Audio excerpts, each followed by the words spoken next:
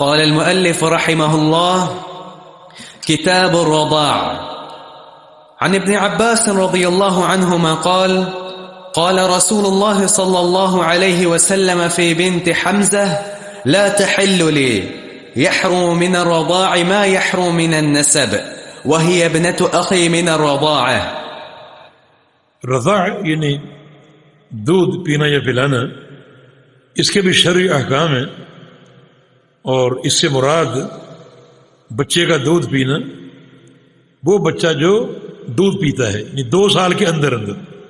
یہ اصطلاح جو ہے دودھ پینے کی، اس کا اطلاق 2 سال کے اندر اندر، یعنی بچے کا کسی عورت کا دودھ پینا دودھ کی مدت میں جو کہ 2 سال ہے.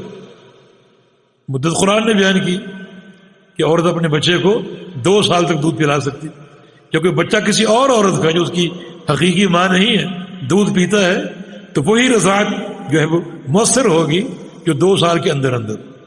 اس سے اوپر رضاعت کی مدت نہیں ہے. لیکن یہ ایک افسوسناک بات کرنی ہی پڑتی ہے کہ امام حنیفہ رحمہ اللہ نے رضاعت کی مدت 2.5 سال بنائی، 2.5 سال مقرر. اور مولانا مودودی اپنی تفسیر میں لکھتے ہیں کہ دراصل امام حنیفہ نے احتیاط کے تقاضوں کو سامنے رکھتے ہوئے 2 سال کی جگہ 2.5 سال کر دی. اس کا معنی کیا ہوا کہ جو مسئلہ قرآن نے بیان کیا وہ احتیاط کے خلاف ہے، جو امام صاحب نے بیان کیا وہ احتیاط کے تقاضوں کو پورا کر. تو یہ تو بڑا ایک طعنہ زنی ہے شریعت پر، اللہ اور اس کے رسول کے فرمان پر. تو مدت رضاعت 2 سال ہے. تو رضاعت کی تعریف کیا ہے؟ بچے کا دودھ پینا اپنی ماں کا، یا بچے کا دودھ پینا کسی اور عورت کا مدت رضاعت کے اندر اندر جو کہ 2 سال. رسول اللہ صلی اللہ علیہ وسلم نے فرمایا حمزہ کی بیٹی کے بارے میں، حمزہ آپ کے چچا امیر حمزہ رضی اللہ عنہ، اور ان کی بیٹی کا ذکر پہلے گزر چکا ہے. فرمایا کہ لا تحل لی، امیر حمزہ میرے چچا کی بیٹی میرے لیے حلال نہیں ہے کہ میں اس سے نکاح کروں. حالانکہ چچا کی بیٹی سے نکاح ہو سکتا ہے، لیکن امیر حمزہ کی بیٹی میرے لیے حلال نہیں ہے، کیونکہ یحرم من الرضاع ما یحرم من النسب. رضاعت کے بھی وہ رشتے حرام ہیں جو نسب کے رشتے حرام ہیں.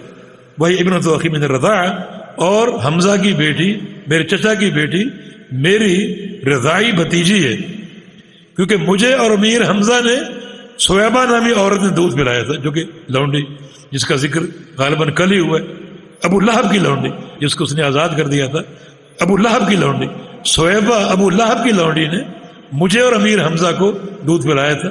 حالانکہ حمزہ میرے چچا ہیں، لیکن رضاعت کے تعلق سے ہم دونوں بھائی ہو گئے، لہذا اب ان کی بیٹی جو بھی ہوگی وہ میری بھتیجی ہوگی. تو پھر امیر حمزہ کی بیٹی میرے لیے کیسے حرام ہو سکتی؟ تو معنی یہ ہے کہ جو رشتے نسباً حرام ہیں وہ رشتے دودھ کے بھی حرام. اس نسبی اعتبار سے کوئی شخص اپنی ماں سے نکاح نہیں کر سکتا. تو اگر کسی بچے نے کسی عورت کا دودھ پیا ہے تو وہ اس کی رضائی ماں بن گئی، اس سے نکاح نہیں کر سکتا. نسبی اعتبار سے کوئی شخص اپنی بہن سے نکاح نہیں کر سکتا. تو ایک بچے نے کسی عورت کا دودھ پیا جو اس کی بیٹی ہے، تو اس کی رضائی بہن ہے، اس سے نکاح نہیں کر سکتا. تو جو یہ رشتے ولادت کے اور نسب کے حرام ہیں وہ رشتے رضاعت کے بھی حرام ہیں. جی